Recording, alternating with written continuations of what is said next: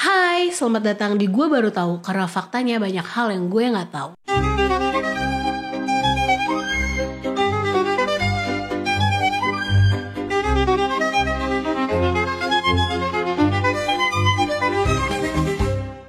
So guys, jadi setelah episode kemarin gue ngebahas soal peradaban di Timur Tengah atau Mesopotamia. Nah, di episode kali ini gue mau ngebahas tentang kerajaan pertama di dunia, yaitu kerajaan Mesir kuno. Jadi nggak pakai lama-lama lagi, let's find out! Jadi guys, kalau di Mesopotamia mereka punya sungai Tigris dan sungai Efrat, peradaban di Mesir kuno mereka juga punya sungai andalan guys. Yes, betul banget, itu adalah sungai Nil. Bahkan masyarakat Mesir kuno ini dikenal sebagai hadiah dari sungai Nil. Karena memang sungai Nil ini nih nge-support banget peradaban di wilayah tersebut. Bahkan ya, kalau kita nih misalnya ada banjir, kita kan kayak anjir pusing banget, banjir guys, gue gak mau gitu kan. Nah tapi kalau masyarakat Mesir kuno tuh malah happy kalau seandainya sungai Nil itu tuh lagi naik atau lagi pasang airnya dan mengakibatkan banjir. Kenapa? Karena saat sungai Nil ini banjir, mereka tuh juga ngebawa lumpur hitam yang somehow lumpur hitamnya itu tuh subur banget. Dan saat lumpur hitam itu naik ke daratan, bisa ngebantu tanah-tanah di kawasan sekitar sungai Nil itu juga jadi subur, sehingga pertanian mereka akhirnya jadi maju gara-gara si lumpur hitam dari sungai Nil ataupun dari air yang ada di sungai Nil tersebut gitu. Selain dimanfaatin untuk pertanian, sungai Nil ini juga dimanfaatin sebagai tempat untuk transportasi, either untuk ngirim barang ataupun untuk transportasi buat manusia. Intinya karena sungai Nil, masyarakat peradaban Mesir kuno tuh bener-bener happy lah guys. Mereka bener-bener ngerasa terbantu banget dengan adanya sungai Nil di wilayah mereka. Walaupun di periode yang sama mereka itu nggak semaju Mesopotamia, tapi mereka itu sebenarnya juga udah makmur dan sejahtera loh guys. Nah, biar kebayang, ayo kita masuk ke peradabannya.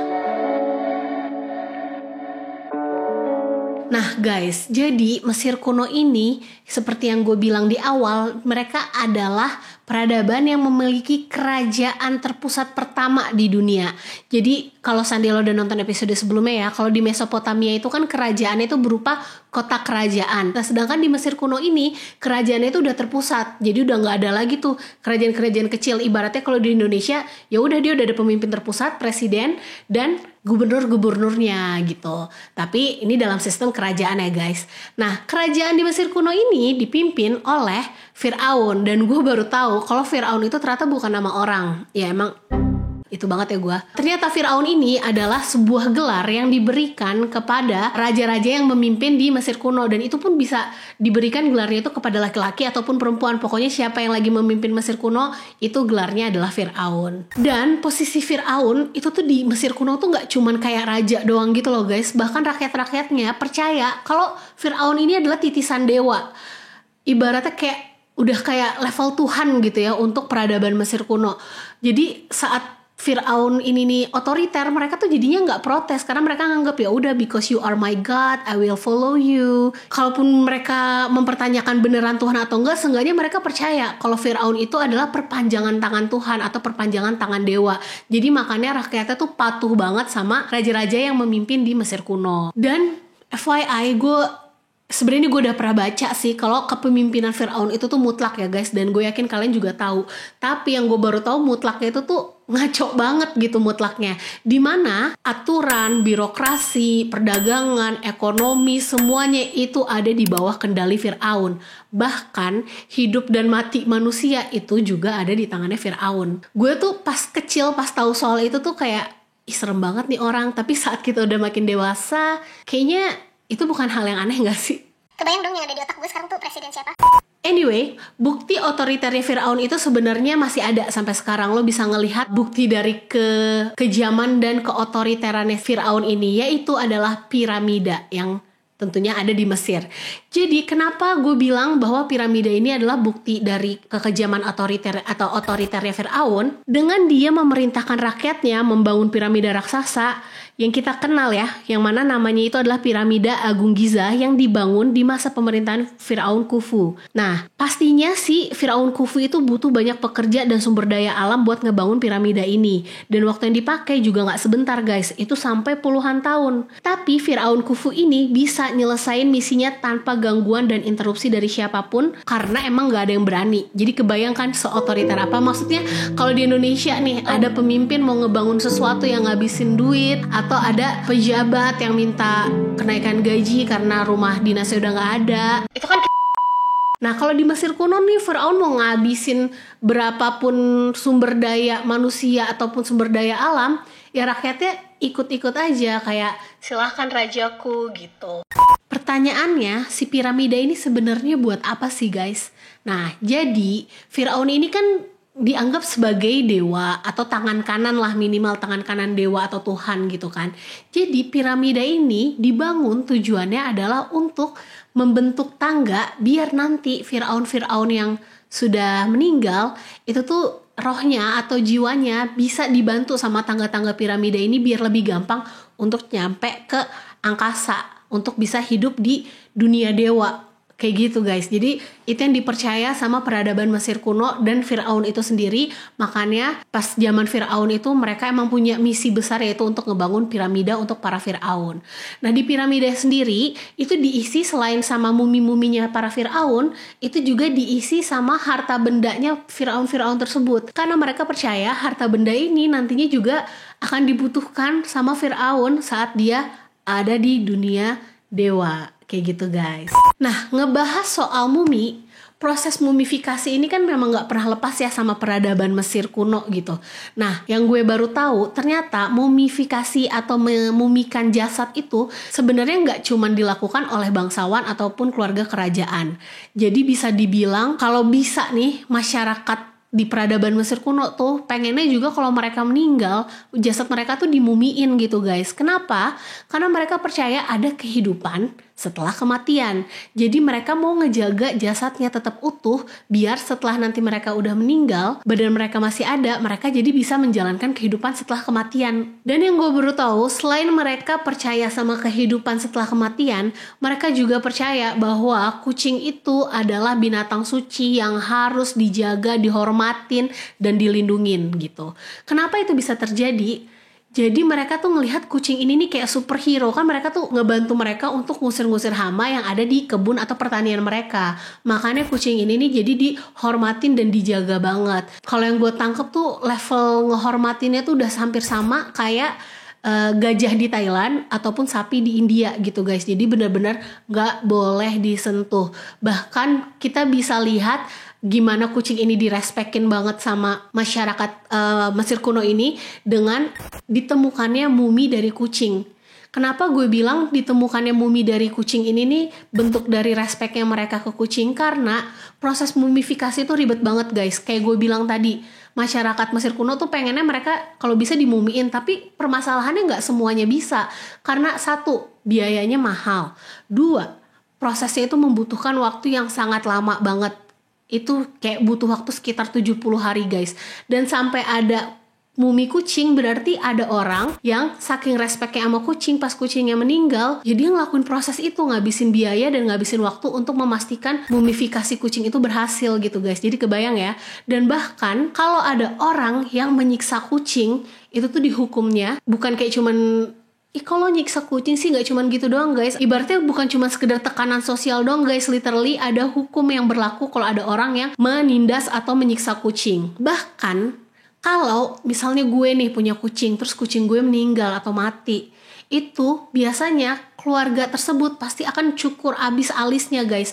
Tujuannya buat ngasih tahu, guys gue lagi berduka nih, kucing gue baru aja mati. Jadi segitulah mereka hormatnya sama kucing gitu ya guys. Nah anyway, itu tadi cerita tentang fakta-fakta menarik di peradaban Mesir kuno. Nah dramanya gimana nih Fu? Dramanya gak kalah seru dari Mesopotamia. Sebenarnya peradaban di Mesir kuno itu tuh bisa terbilang stabil dan aman lah guys. Kenapa? Karena mereka punya kerajaan terpusat. Jadi kalau seandainya lo udah nonton episode sebelumnya, kalau di Mesopotamia itu kan lumayan drama banget ya guys, karena mereka itu tuh adanya kerajaan kota. Jadi masing-masing raja dari kerajaan kota itu tuh saling bersaing buat nguasain Mesopotamia. Sedangkan di Mesir kuno karena udah jadi kerajaan terpusat, somehow mereka itu tuh hidupnya lebih, bisa dibilang lebih stabil gitu ya guys. Tapi emang bukan berarti semulus itu. Jadi semuanya itu dimulai ketika Mesir Hulu dan Mesir Hilir itu berhasil disatukan oleh seorang Firaun yang bernama Narmer atau juga dikenal sebagai Menes. Jadi itu terjadi di tahun kurang lebih sekitar 3000 sebelum Masehi. Penyatuan ini menciptakan pemerintahan terpusat yang sangat kuat dan menjadi fondasi bagi peradaban Mesir kuno. Nah, selama ribuan tahun para Firaun ini berhasil membawa peradaban Mesir kuno menjadi makmur walaupun belum tentu happy gitu ya guys. Kenapa gue bilang belum tentu happy? Karena kan at the end rakyatnya itu tuh dikontrol banget gitu sama Firaun. Jadi ya mereka makmur tapi mungkin ada yang bergejolak gitu di batinnya, kayak kok gue tertekan ya, tapi ya anyway mereka makmur gitu ya guys. Tapi drama dimulai nih guys di tahun ini, dimana di tahun 2200 sebelum Masehi ada bencana yang terjadi di Mesir kuno, di mana Mesir kuno mengalami musim kemarau yang panjang banget, dan dari musim kemarau itu bikin mereka mengalami bencana kekeringan. Efeknya apa? Ya masyarakat jadinya ya karena kering gitu ya, sungai Nilnya jadi kering, jadi pertaniannya nggak bagus dong hasil taninya gitu. Jadi mereka kekurangan makanan, hewan-hewan ternaknya juga akhirnya nggak seger-seger gitu ya. Intinya terjadi kelaparan lah di Mesir kuno ini.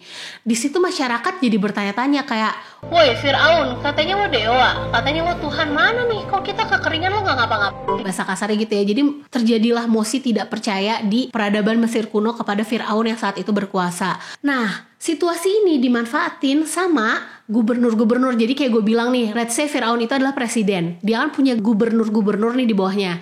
Nah kalau di Mesir kuno, gubernur ini disebut sebagai Normek.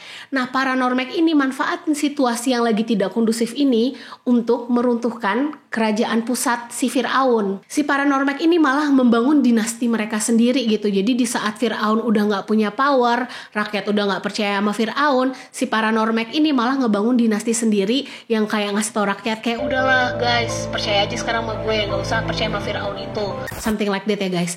Nah hal inilah yang membuat peradaban Mesir kuno menjadi goyang, menjadi goyah, dan akhirnya pemimpinan terpusat itu melemah dan muncullah kerajaan-kerajaan atau dinasti-dinasti baru yang dibangun oleh para Normek. Tapi lucunya yang gue baru tahu, para Normek ini ngeklaim diri mereka malah jadi Firaun gitu guys. Jadi kayak, oke guys, bukan dia Firaun tapi gue Firaun ya. Tapi ada Normek lain yang ngomong, enggak, bukan dia Firaun ya tapi gue. Dan itu yang mereka klaim, yang ibaratnya kayak lagi pemilu gitu ya guys. Banyak partai politik yang ngasih tahu, gue yang layak jadi presiden, gue yang layak jadi presiden. Dan itu benar-benar terjadi cukup lama gitu ya guys. Dan akhirnya perpecahan dan perang saudara pun mulai terjadi di Mesir kuno. Nah, setelah Mesir terpecah belah, muncullah nih guys dua pentolan utama yang bersaing untuk menguasai negara Mesir kuno. Yang pertama ada penguasa dari Herakleopolis yang berlokasi di Mesir Utara, ngelawan penguasa dari Tebes yang berlokasi di Mesir Selatan. Mereka ngelakuin perang saudara yang berlangsung selama puluhan tahun. Bahkan saat generasi baru muncul, ya generasi itu tetap ngelakuin perang guys. Jadi ibaratnya emang gak berhenti-berhenti perang mereka. Sampai akhirnya di tahun 2055 sebelum Masehi, dinasti dari Tebes yang dipimpin oleh seorang Firaun ambisius bernama Mentuhotep II berhasil ngalahin saingannya guys. Melalui kampanye militer yang panjang, ia akhirnya naklukin semua wilayah Mesir. Dia berhasil nyatuin kembali negara Mesir kuno dan perlahan ngebangun kembali peradaban Mesir kuno biar kembali stabil dan makmur. Nah akhirnya peradaban Mesir kuno balik lagi nih jadi makmur, sejahtera gitu di bawah satu kepemimpinan terpusat si Firaun tersebut. Tapi sayangnya di tahun 1650 sebelum Masehi, kekuasaan Firaun ini kembali melemah guys. Kalau sebelumnya faktornya adalah bencana alam, kalau sekarang faktornya beda guys. Kalau sekarang faktornya adalah karena adanya invasi dari bangsa asing. Invasi ini dilakukan oleh bangsa yang bernama Hyksos, yang merupakan kata dari serapan bahasa Mesir, Heka Kasut, yang artinya penguasa negeri asing. Jadi mereka itu bukan satu bangsa murni, tapi kumpulan kelompok dari bangsa Kanaan atau Syria yang berasal dari daerah barat Mesopotamia atau yang biasa disebut dengan Levan. Ingat ya guys, gue udah sempet nge-mention bangsa ini di episode sebelumnya. Jadi bangsa Levan ini datang ke Mesir kuno, katanya sih mereka lagi kekurangan sumber daya makan, jadi mereka lagi mencari makanan karena mereka kelaparan, dan akhirnya mereka melipirnya ke daerah Mesir kuno, dan di situ mereka menyerang Mesir kuno dan bikin kekuasaan dari Firaun itu tuh melemah. Bangsa Hyksos ini nih kuat banget guys militernya, karena as we know dia kan dari Mesopotamia Barat, dan kita tahu gimana majunya wilayah Mesopotamia. Jadi pastinya bangsa ini udah menerapkan atau menyerap ilmu-ilmu yang ada di Mesopotamia dan dibawa ke Mesir kuno yang saat itu belum semaju Mesopotamia, sehingga Mesir bahasa kasarnya kalah lah secara ilmunya, secara militernya dengan bangsa Levan yang berasal dari Mesopotamia Barat ini. Mesir saat itu terpecah selama ratusan tahun, di mana Hyksos berkuasa di utara, sementara Firaun lokal Mesir berkuasa di wilayah selatan. Dan ini lumayan jadi hal yang krusial karena saat bangsa Hyksos ini ada di Mesir utara, mereka juga memberikan inovasi-inovasi yang mereka dapatkan dari Mesopotamia, sehingga kabar baiknya membantu Mesir jadi lebih maju cara berpikirnya. Tapi ironisnya, teknologi-teknologi dan inovasi yang diajarkan bangsa Hyksos ini ke Mesir itu malah menjadi senjata makan tuan guys. Karena gimana pun juga kan peradaban Mesir kuno tuh gak happy lah dijajah sama bangsa dari luar gitu ya. Jadi setelah mereka mendapatkan ilmu-ilmu dari Hyksos, akhirnya Firaun asli Mesir ini membuat strategi militer yang diadaptasi dari ilmu-ilmu yang mereka dapat dari Hyksos dan menyerang bangsa Hyksos ini dan mengusir mereka dari Mesir. Nah guys, drama perebutan wilayah ini nih seru sebenarnya guys untuk diceritakan. Jadi gue mau ceritain nih ke kalian. Jadi kayak yang gue bilang tadi, para Firaun yang ada di Tebes atau di Mesir Selatan itu kan diam-diam mempelajari teknologi perang dan teknologi militernya si bangsa Hyksos. Nah, sambil mereka mempelajari diam-diam dia ngebangun kerajaan Mesir baru gitu guys. Dimana di situ dia menguatkan militernya, dia ngajarin pasukannya untuk biar lebih kuat gitu ya guys. Sehingga di tahun 1555 sebelum Masehi mereka mulai deh tuh nyerang bangsa Hyksos. Tapi sayangnya Firaun saat itu yang memimpin gugur guys di dalam perperangan. Dan kalau dilihat dari fosilnya atau dari bukti arkeolognya, si Firaun ini nih mengalami perang yang brutal banget gitu guys. Jadi kayak ada luka di tengkoraknya, ada luka di mana. Jadi bisa dibilang perang yang terjadi antara bangsa Mesir kuno asli dengan bangsa Hyksos ini nih kayak brutal banget gitu. Tapi walaupun Firaun atau pemimpin mereka gugur di medan perang, bangsa Mesir tuh udah kayak kepalang tanggung. Semangat mereka tuh gak hilang guys. Mereka tetap kayak, ayo kita masih harus tetap nyerang gitu. Kita gak boleh nyerah gitu. Nah sehingga karena Firaunnya sudah gugur, tahta kerajaannya turun ke anaknya. Nama anaknya adalah Firaun Kamose, dia anak pertama dari Firaun sebelumnya. Nah, Firaun Kamose ini akhirnya memimpinlah penyerangan kedua ke bangsa Hyksos. Nah, di situ cukup berhasil. Kenapa gue bilang cukup berhasil? Karena walaupun belum sepenuhnya, tapi Firaun Kamose ini berhasil mengambil beberapa wilayah yang sebelumnya ada di bawah kekuasaannya Hyksos. Tapi si Firaun Kamose ini nih juga meninggal guys, tapi bukan karena perang.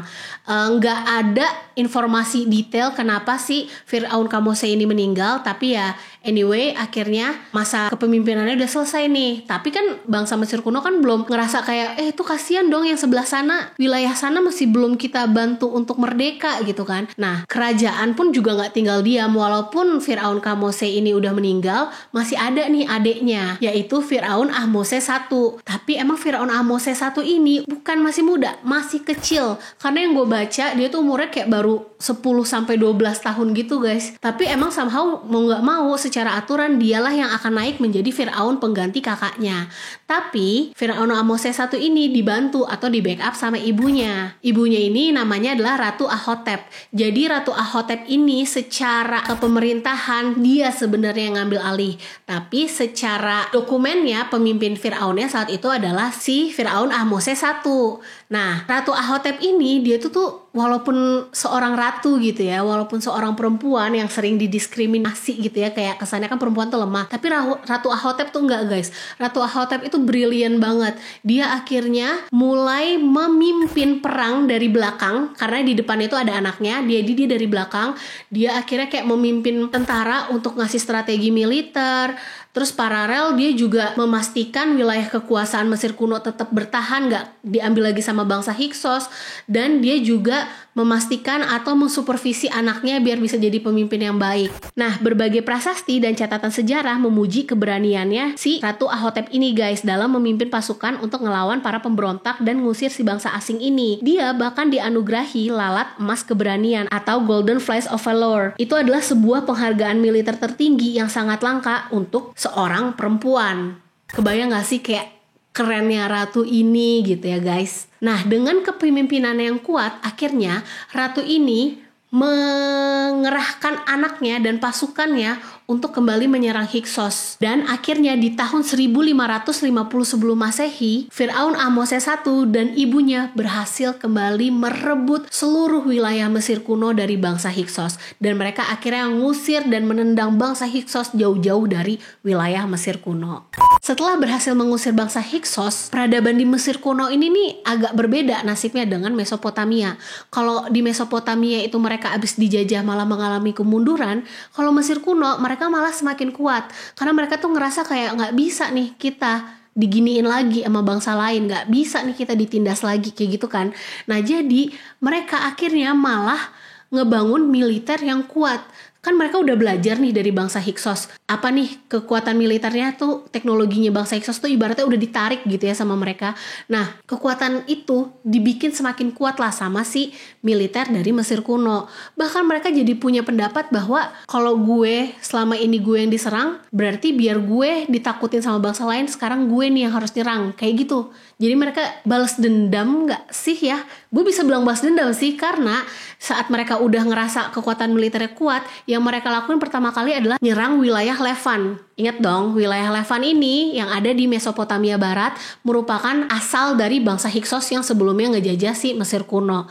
Nah, selain wilayah Levan, mereka juga ngejajah atau menginvasi wilayah di daerah Nubia Selatan. Jadi di situ mereka akhirnya makin memperluas kekuasaan kerajaan dari Mesir kuno. Dan ini menjadi puncak kejayaan nih buat kerajaan Mesir kuno karena dari mereka udah berhasil ngeinvasi wilayah-wilayah tersebut, mereka jadi ngedapetin ibaratnya kayak pajak lah ya, pajak kalau zaman sekarang tuh kayak mereka dapat pajak yang berlimpah dari wilayah-wilayah jajahannya.